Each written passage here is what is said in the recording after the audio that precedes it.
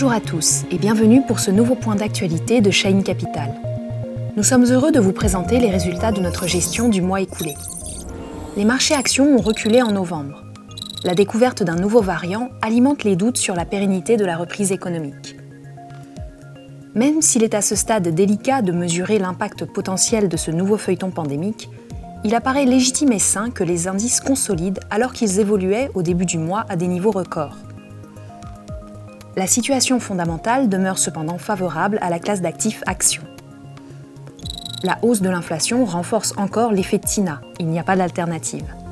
Malgré la forte appréciation des bourses depuis le début de l'année, les marchés sont moins chers qu'ils ne l'étaient il y a 12 mois. Ainsi, la prime de risque du marché européen atteint un plus haut annuel à 6,8%, un niveau bien plus généreux que la moyenne historique de 5%. Dans cet environnement plus volatile, les fonds Digital Stars finissent novembre en baisse, mais surperforment leurs indices de référence. Le début du mois fut très favorable, les fonds bénéficiant d'annonces de résultats du troisième trimestre dépassant les attentes et de la tendance toujours très positive sur les semi-conducteurs. La hausse des taux d'intérêt, qui ont culminé le 23 novembre, a ensuite eu un impact négatif sur les performances relatives, avec des prises de profit sur nos valeurs de l'économie digitale et des équipements de santé. L'apparition du variant Omicron en fin de mois a changé la donne, conduisant logiquement à une correction de nos fonds toujours 100% exposés aux actions. Mais la présence de valeurs de la santé, et notamment du diagnostic, et le reflux des taux d'intérêt a permis une bonne résistance relative aux indices. La performance mensuelle de Digital Stars Europe est de moins 2%, contre moins 2,5% pour le MSCI Europe. Après une excellente année 2020, Digital Stars Europe affiche en 2021 une hausse de 25,5% et surperforme. Les valeurs des semi-conducteurs, du jeu, de la logistique et du transport maritime sont les contributeurs positifs de cette année, quand les valeurs des énergies renouvelables contribuent de manière négative.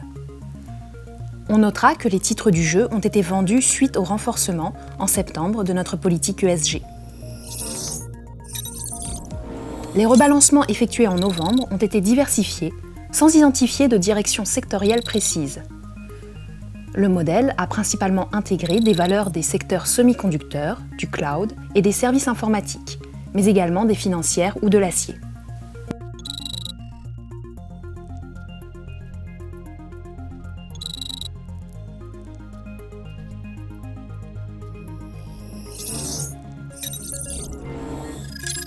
Digital Stars Europe reste surpondéré sur les industriels et la technologie. Le fonds est sous-pondéré dans l'alimentaire et les utilities et dans une moindre mesure sur les financières. Le Royaume-Uni reste la première pondération à 20,2%, l'Italie à 11,6% et la Suède à 11,1%. Les performances de long terme démontrent la pertinence de l'approche différenciante mise en œuvre dans les fonds de la gamme Digital Stars. Pour plus de précision, nos rapports sont disponibles au format PDF sur notre site dans la rubrique Fonds.